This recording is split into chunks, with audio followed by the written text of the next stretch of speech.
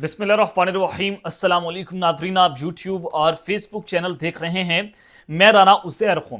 Nadreen, super over का खेल इस वक्त शुरू हो चुका है क्योंकि IMF का स्लैब लेवल माहिदा पाकिस्तान के साथ नहीं हो रहा और वो वर्चुअली सतह पर अब ये मामला जा चुके हैं और इंटरनेशनल प्रेशर भी पाकिस्तान पर इस वक्त बढ़ता चला जा रहा है। तो उस पूरी सिचुएशन में अब फैसला कुन मुलाकातें शुरू हो चुकी हैं। सऊदी अरब में अहम बैठकें हो रही हैं और ये बैठकें उस वक्त हो रही हैं कि जब डोनाल्ड ट्रंप ने अगले महीने जो है वो सऊदी अरब का दौरा करना है। तो उससे पहले वज़ीर आज़म शहबाज शरीफ और आर्मी चीफ वज़ीर आला मरियम नवाज और दीगर काबीना के लोग जो हैं वो सऊदी अरब के दौरे पर पहुंच चुके हैं और ये तकरीबन शहबाज शरीफ का 5-6 महीनों में 7वां-8वां दौरा है।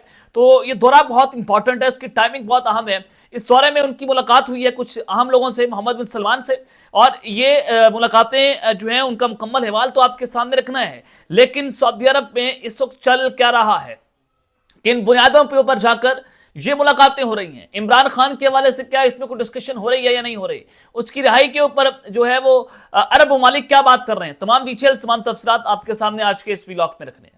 और फिर दूसरी जानिब नवाज शरीफ का नाम ECL में जनाब डाल दिया गया है और इस वक्त पूरा शरीफ खान उम्रे की अदायगी के लिए सऊदी अरब पहुंचा हुआ है, लेकिन मियां नवाज शरीफ पाकिस्तान में मौजूद हैं, उनका नाम ECL में डाल दिया गया है। एस्टैब्लिशमेंट ने जनाब कड़ाका निकाल दिया।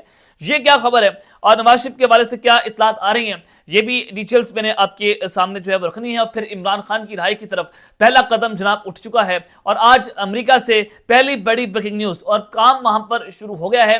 और व्हाइट हाउस से क्या खबरें आ रही हैं इमरान खान की रिहाई के हवाले से, वो खबरें भी आपके सामने जनाब रखनी है। लेकिन आगे बढ़ने से पहले आप सबसे दरख्वास्त कि चैनल को सब्सक्राइब कर लें, बेल आइकन को दबा दें, आने वाली तमाम तर अपडेट्स आपकी खिदमत में बर वक्त पेश होती रहें।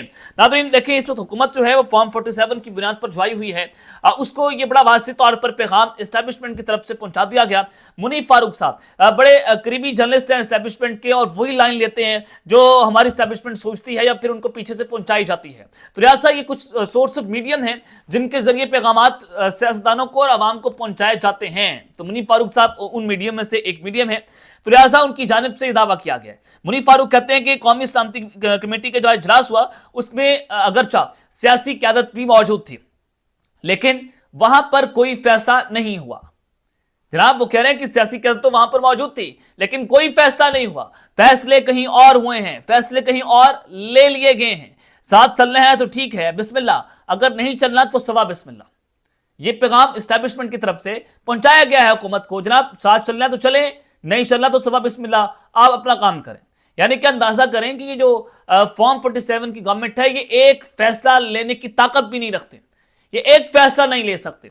और बताया जा रहा है कि खैबर पख्तूनख्वा में नकल मकानियां जनाब शुरू हो गई हैं और फिर जो ऑपरेशन है ज़ाहिर खैबर पख्तूनख्वा में भी होना है। कल अली बिन गंडापुर ने कहा कि हम उसकी इजाज़त नहीं देंगे और फिर दूसरी जानिब जनाब वो इस वक्त बलूचिस्तान में भी उस ऑपरेशन को शुरू किया जा सकता है और फिर अफगानिस्तान के अंदर जाकर भी कार्रवाइयाँ होंगी क्योंकि अफगानिस्तान में जो दहशतगर्द ठिकाने हैं उनको भी इस वक्त निशाना बनाया जाएगा। तो लिहाजा ये हुकूमत जो है वो सिक्योरिटी के मामलों के ऊपर भी फैसले नहीं ले सकती, मईशत के हवाले से फैसले नहीं ले सकती।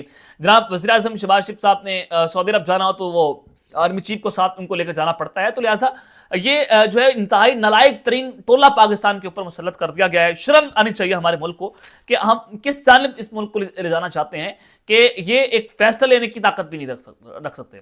तो इस वजह से ये जो सियासी जमातें हैं अब वो इस बात पर आ गई हैं कि APC के लिए इमरान खान को पेरोल पर हम रिहा करना चाहते हैं।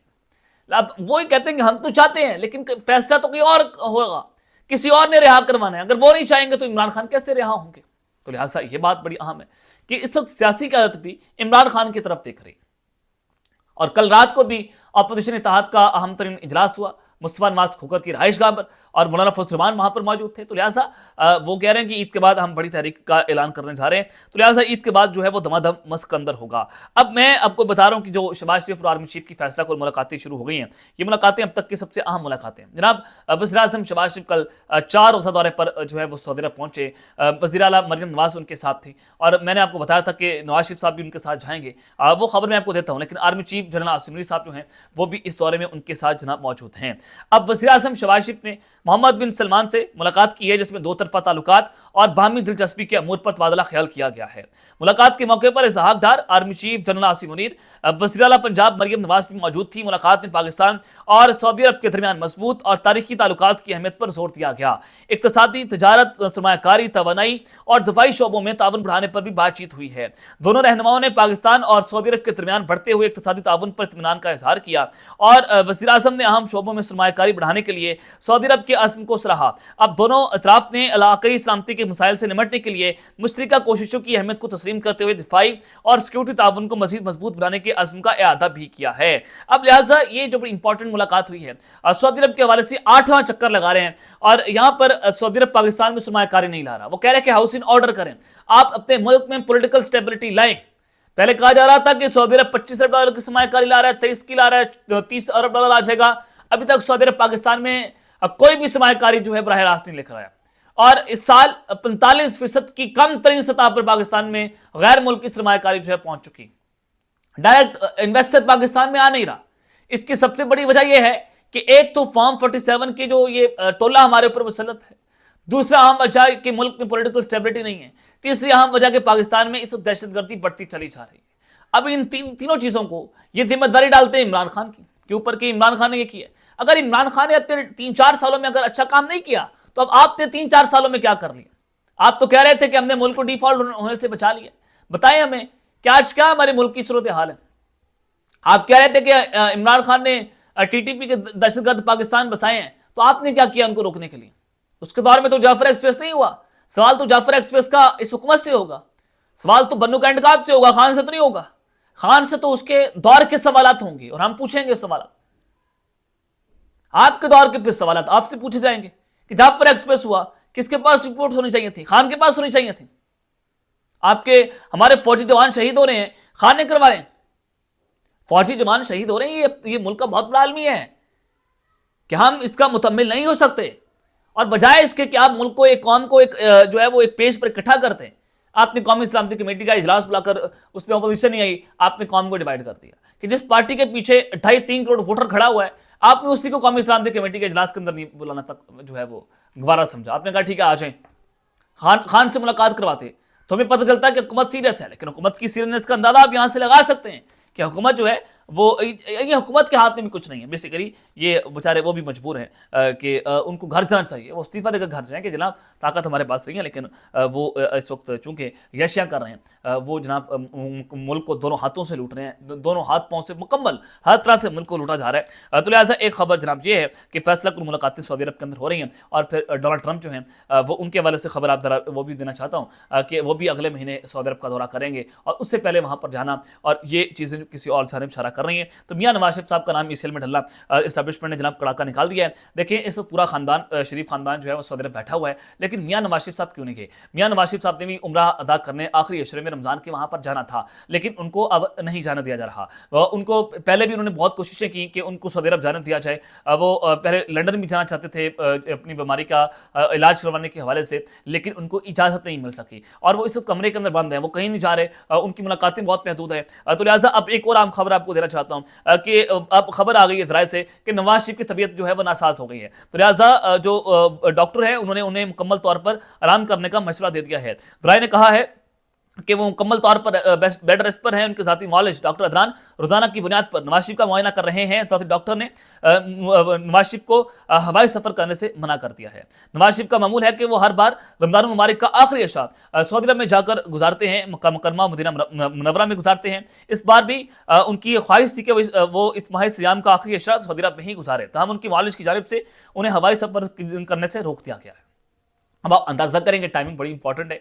जब वो मुल्क से जाने लगे थे उनको कहा गया कि आप हवाई सफर नहीं कर सकते, तो ये हवाई सफर करने से डॉक्टरों ने नहीं रोका, ये हवाई सफर करने से मुल्क के ताकतवरों ने रोक दिया कि जनाब आप मुल्क से बाहर नहीं जा सकते, क्योंकि इनके बारे में खदशा कि ये मुल्क से वहां से फिर लंदन चले जाएंगे और वहां से बैठकर ये भी फिर उसी तरह से बोलेंगे जैसे तरह से पहले बोल रहे थे। तो लिहाजा यहाँ पर काबिल जिक्र बात यह है कि सोमवार वाले दिन भी कौमी सलामती कमेटी के इजलास में मियां नवाज शरीफ साहब गैर हाजिर रहे और क्या यहाँ पर सवाल उठाया गया। जो मिशर इतलात हैं खैबर पख्तूनख्वा की गवर्नमेंट के, उन्होंने कहा कि बताएं नवाज शरीफ ने इस इजलास का बाइकआउट क्यों किया। जिन्हें पाकिस्तान तहरीक इंसाफ का बाइकआउट तो ऑन द रिकॉर्ड है, मियां नवाज शरीफ साहब क्यों नहीं आए? वो तो एमएलए थे, मुल्क के 3 बार के साबिक वज़ीर आज़म रह चुके हैं।